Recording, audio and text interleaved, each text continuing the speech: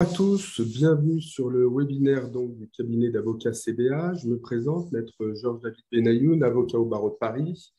Je suis avocat fiscaliste et aujourd'hui, la thématique, c'est l'expatriation fiscale au Portugal. Nous allons commencer un cycle destiné à différentes destinations, donc aujourd'hui le Portugal, Dubaï, puis après Israël. Le cabinet intervient en termes d'assistance sur des personnes qui partent ou reviennent de ces destinations et il était intéressant de faire le point. Alors, il ne s'agit en aucun cas de faire une consultation, mais de donner, d'éclaircir un peu le sujet pour comprendre quel peut être l'intérêt fiscal d'aller au Portugal, sachant que, et je le répète souvent, il n'existe pas de personnes qui partent que pour un intérêt fiscal. Et souvent, l'intérêt fiscal vient après d'autres intérêts. Donc voilà, aujourd'hui, le Portugal. Alors, c'est une destination extrêmement prisée et intéressante parce que le Portugal est un pays européen et donc il y a beaucoup de restrictions qu'on voit dans certaines destinations qu'on n'a pas vis-à-vis du Portugal. Lorsqu'on réfléchit à une expatriation fiscale, le premier élément à prendre est celui de la résidence fiscale. La résidence fiscale, c'est la pierre angulaire de la fiscalité internationale. L'objectif est de dire et d'essayer de trouver où vous allez être imposé. Est-ce que vous êtes résident fiscal français? Est-ce que vous êtes résident fiscal portugais? Alors, effectivement, l'objectif lorsqu'on souhaite s'expatrier au Portugal, c'est de devenir résident fiscal portugais. Mais la frontière entre les deux n'est pas toujours aussi simple. Par exemple, depuis le Covid, on a énormément de demandes de personnes qui nous disent « Bon, je suis toujours salarié de ma société française, avec mon épouse ou avec ma conjointe avec laquelle je suis pacsé, on n'a pas d'enfant, donc on a décidé d'aller vivre 2 ans au Portugal, mais on va rien faire et puis on travaille du Portugal. » Alors, ces sujets-là posent des difficultés en fiscalité. Alors, comment on va déterminer la résidence fiscale? La base, c'est le droit interne, le Code général des impôts, avec un article phare, l'article 4B du CGI, qui va retenir 3 situations différentes. Premièrement, on va regarder le foyer ou le lieu de séjour principal. Après, l'activité professionnelle, c'est-à-dire le lieu où on va exercer son activité. Et puis, on a le centre des intérêts économiques. Alors, qu'on soit clair, les 3 critères qui ressortent le plus, c'est bien évidemment le foyer d'habitation. Si vous trouvez avec une résidence au Portugal et que vous avez rendu les clés de votre location résidence principale en France, c'est un marqueur. Le lieu de séjour principal aussi. Alors, on va peut-être, je vais souligner un point parce que très souvent, j'ai des personnes qui viennent me dire je ne vais pas passer 180 jours, je vais être un peu en dessous, un peu au-dessus.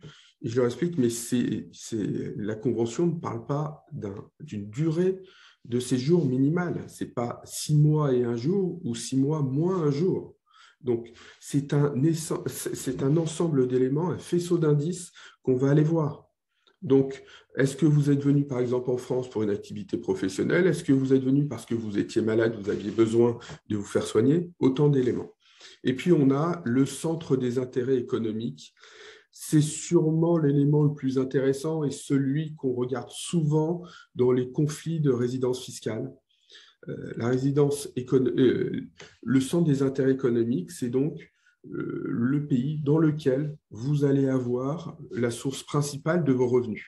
Je parle de revenus et pas de patrimoine.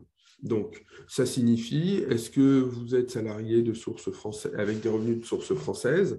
Est-ce que vous êtes salarié portugais? Autant d'éléments. Et on va voir que l'article 4 de la Convention franco-portugaise reprend ces critères et qu'on va être amené. Alors, comment on les analyse? On les analyse en les prenant un par un, en regardant quelle est la situation dans chacun des pays. Donc, je vous ai reproduit l'article 4 de la Convention fiscale entre la France et le Portugal. Premier élément, on parle du foyer d'habitation. Est-ce permanent? Alors, foyer d'habitation permanent, c'est un foyer d'habitation où vous avez des meubles et vous pouvez potentiellement vivre. C'est pour ça que nous, on fait très attention à des personnes qui nous disent « j'ai vendu ma résidence principale, mais j'ai encore un bien à la campagne ou dans le sud de la France que je peux utiliser, c'est un foyer d'habitation. Donc, si vous avez uniquement un foyer d'habitation au Portugal, l'analyse s'arrête là, on va considérer que vous êtes résident fiscal portugais. Mais si on constate que vous avez un foyer d'habitation permanent en France, puis un autre, vous allez avoir au Portugal, ben, on va aller sur les deuxièmes éléments. Et donc, on va voir le centre des intérêts vitaux. Alors, le centre des intérêts vitaux, ça recoupe la notion du centre des intérêts économiques. Néanmoins, on va aller voir aussi la notion du foyer d'habitation. C'est pour ça que je vous parle de plusieurs critères. À travers ces éléments-là, on sait qu'on a des critères qui ont été fixés par la jurisprudence. Il est plus simple de déterminer la résidence fiscale lorsqu'on est un couple avec des enfants, parce qu'on va avoir des enfants scolarisés, par exemple, au Portugal, plutôt qu'un couple retraité qui, par définition, est plus difficile à appréhender et peut avoir des résidences dans différents pays. Donc, généralement, on va s'arrêter soit au foyer d'habitation, soit au centre des intérêts vitaux. La nationalité, honnêtement, on n'y arrive jamais parce qu'aujourd'hui, ce n'est plus un marqueur. C'est extrêmement rare qu'on tienne compte de la nationalité. Tous les litiges sont réglés sur les premiers points que je viens de vous citer. Donc, élément important, se dire, je suis résident fiscal français, je veux aller vivre au Portugal. Est-ce que je vais être dans une situation où je deviens résident fiscal portugais ? Cette page est là pour vous donner des idées, des éléments d'interprétation. C'est sûrement le sujet le plus compliqué lorsqu'on décide de partir. Et puis après, lorsqu'on va au Portugal, on va aller chercher un statut. Le fameux statut RNH. C'est un statut de faveur, ce qu'on appelle un Golden Visa, qui va vous permettre de bénéficier d'une exonération d'impôts. Alors, on va voir dans quel cadre.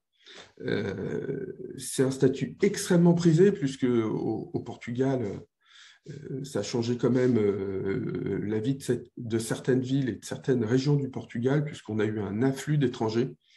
Donc, ce régime qui a été créé en 2009, il est ouvert par définition aux personnes physiques étrangères qui viennent s'établir au Portugal. On va avoir deux situations.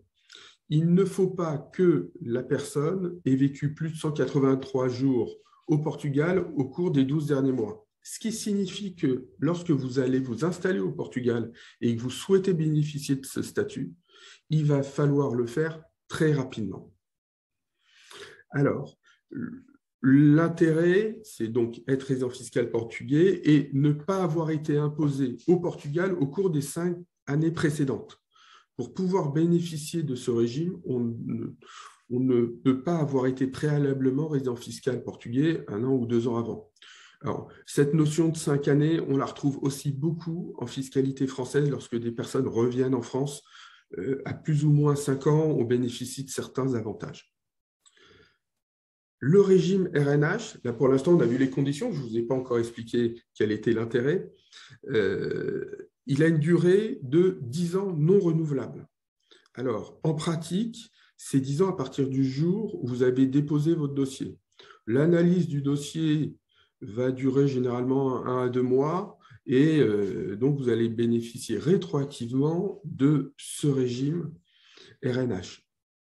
Les démarches à effectuer, il va falloir obtenir un numéro d'identification fiscale classique, la même chose que si vous allez dans n'importe quel pays européen, et puis effectuer une demande auprès des autorités portugaises. Alors généralement, on passe par l'intermédiaire d'un avocat portugais et ça coûte entre 1 000 et 2 000 euros selon les régions où vous vous trouvez et la ville où vous allez vous trouver pour faire réaliser ces démarches-là.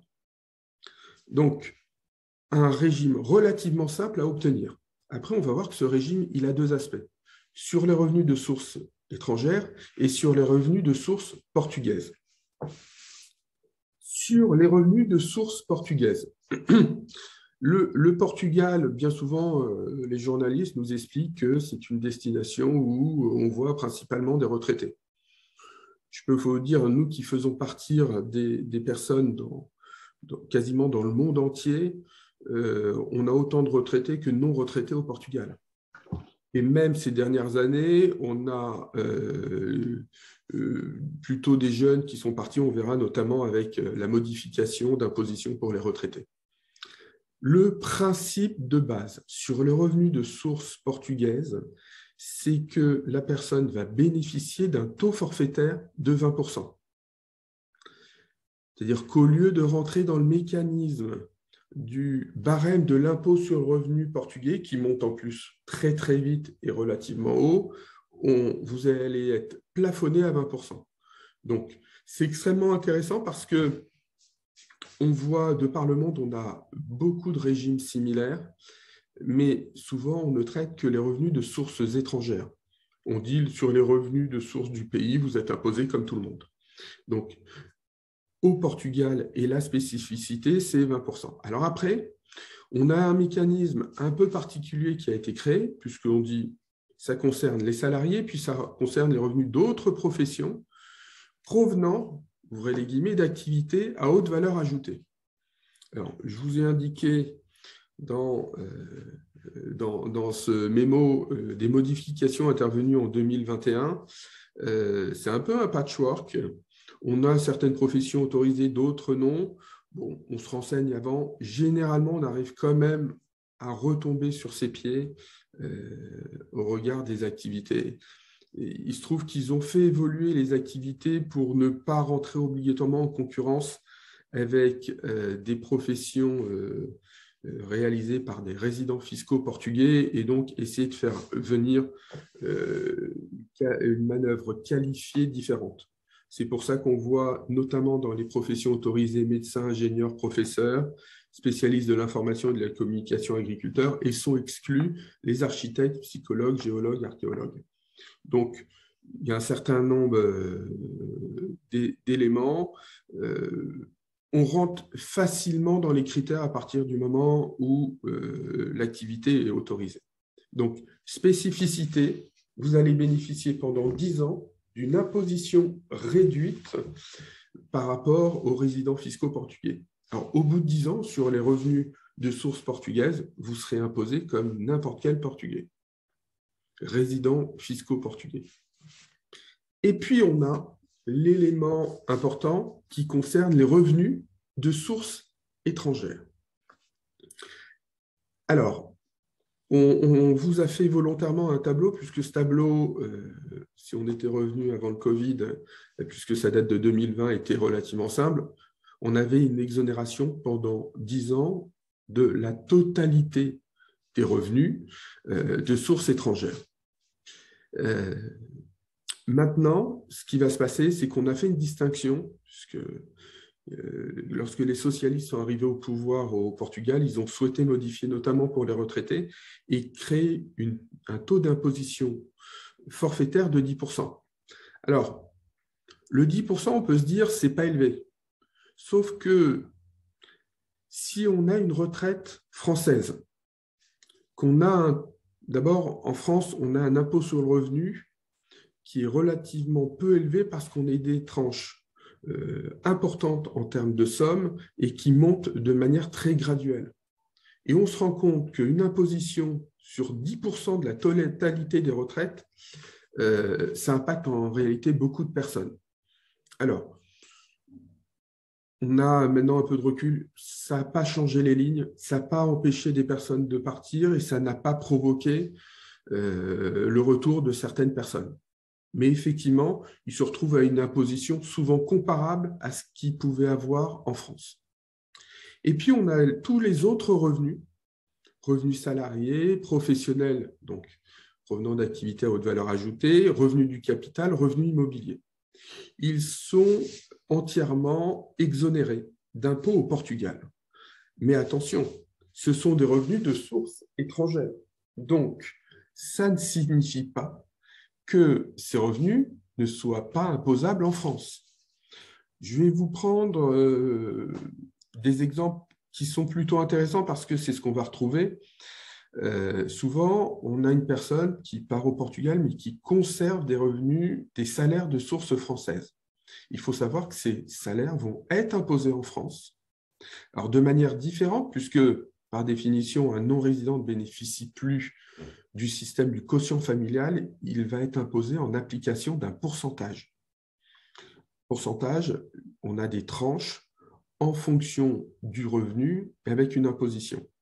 Alors, on n'appelle pas ça le prélèvement à la source, comme pour les résidents fiscaux français, mais un système de retenue à la source. Alors, il faut se méfier parce qu'on réalise bien souvent que à rémunération égale, dans la mesure où on n'a plus le quotient familial, on ne peut plus bénéficier de réduction et déduction d'impôts lorsqu'on est non-résident, on va se retrouver avec une imposition quand même proportionnellement plus importante pour les salariés. Ce qui me fait dire que souvent, les dirigeants d'entreprise qui partent au Portugal diminuent volontairement leur imposition. Et donc, on va voir quoi? On va voir qu'on a une imposition en France, mais qu'on n'a pas d'imposition au Portugal.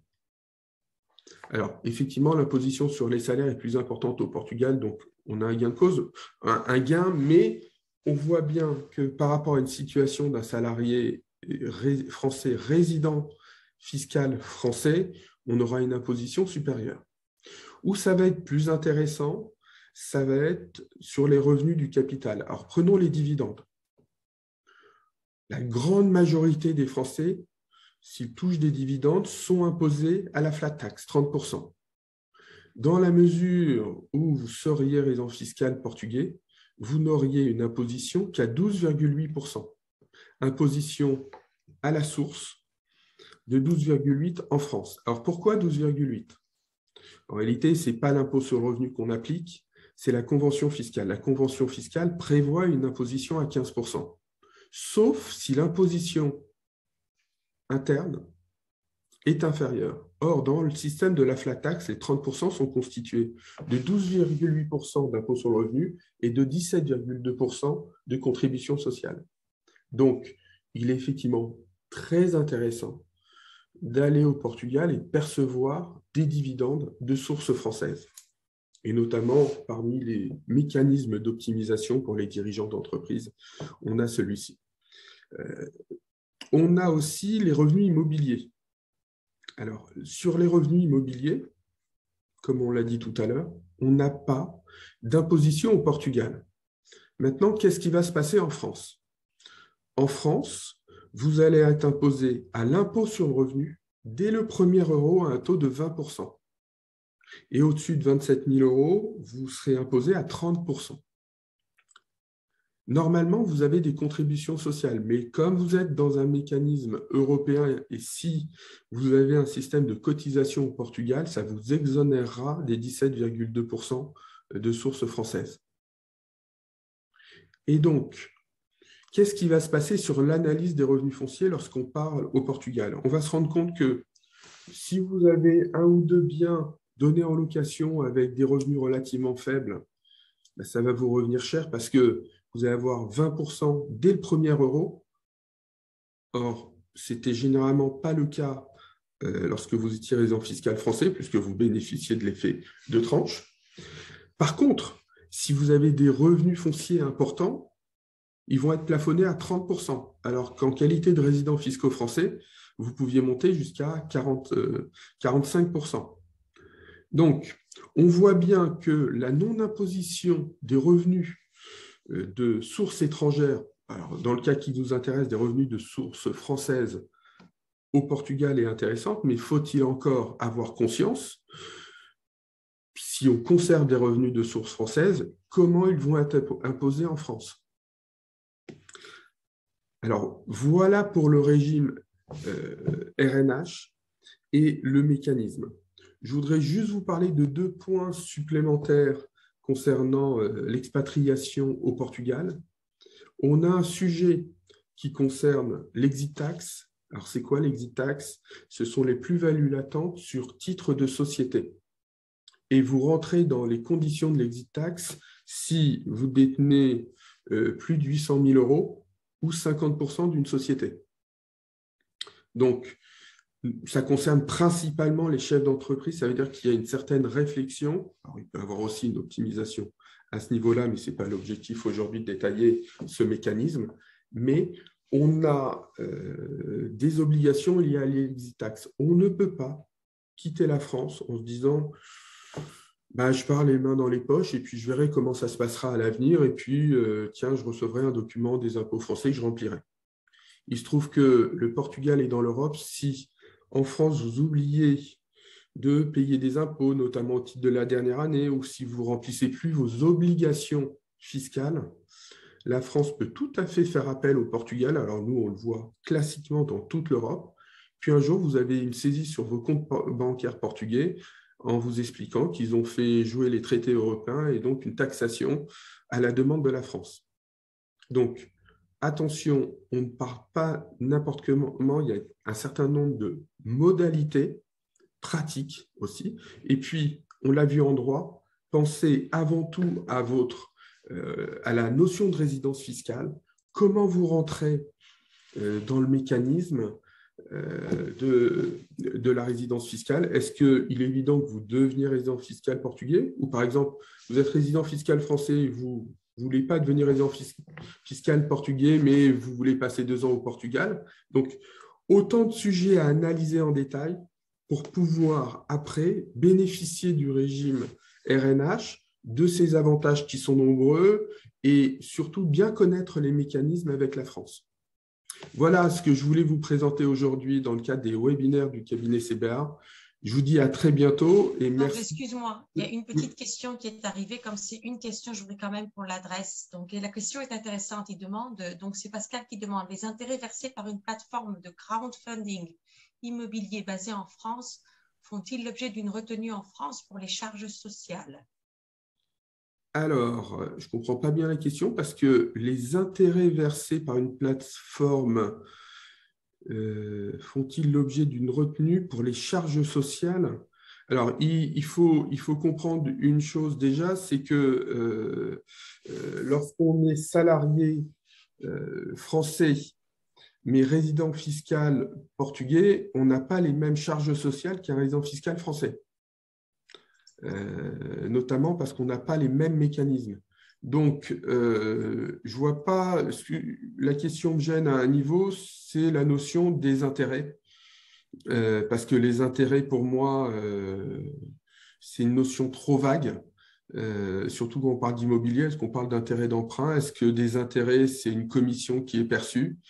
Mais de toutes les manières, en termes de charges sociales, il faut faire attention. Lorsqu'on devient résident fiscal français, étranger, on a quand même des charges sociales qui sont revues à la baisse puisque on n'a pas le droit de bénéficier de la sécurité sociale de la même manière qu'un résident fiscal français. Alors même si c'est plus avantageux lorsqu'on part au sein de l'Europe que lorsqu'on part en dehors de l'Europe. Et je vois une autre question, donc je vais aller dans la foulée. Y a-t-il une retenue sur les dividendes de sociétés internationales non françaises vers un compte en France? Alors, ce qui prime, il faut bien comprendre, ce n'est pas la notion de savoir votre compte, est-ce qu'il est en France, est-ce qu'il est en Suisse, est-ce qu'il est au Luxembourg? Ce que doit regarder l'établissement bancaire, c'est quelle est votre résidence fiscale et quel est le pays, la nationalité de l'entreprise qui va vous verser des dividendes. Si vous êtes résident fiscal français et que vous avez un portefeuille avec des titres de sociétés étrangères, vous verrez que vous avez automatiquement des retenues qui sont effectuées par pays. Et que ces retenues, vous allez pouvoir les imputer sur votre impôt français. Donc, classiquement, qu'est-ce qui va se passer? Vous devenez résident fiscal portugais. Vous avez, je vous l'ai expliqué tout à l'heure, une retenue à la source. Alors, une retenue sur dividende, en réalité, c'est une taxation sur les dividendes qui est prévue de 15% avec la France. Et on est à 12,8. Maintenant, si ça vient, vous avez des titres Nestlé ou de sociétés belges, on va voir le mécanisme de la retenue suisse. Ça ne va pas, le régime RNH ne va pas vous éviter d'avoir la fiscalité dans le pays de source. Donc, il doit être important de comprendre qu'il faut avoir une vision un peu globale.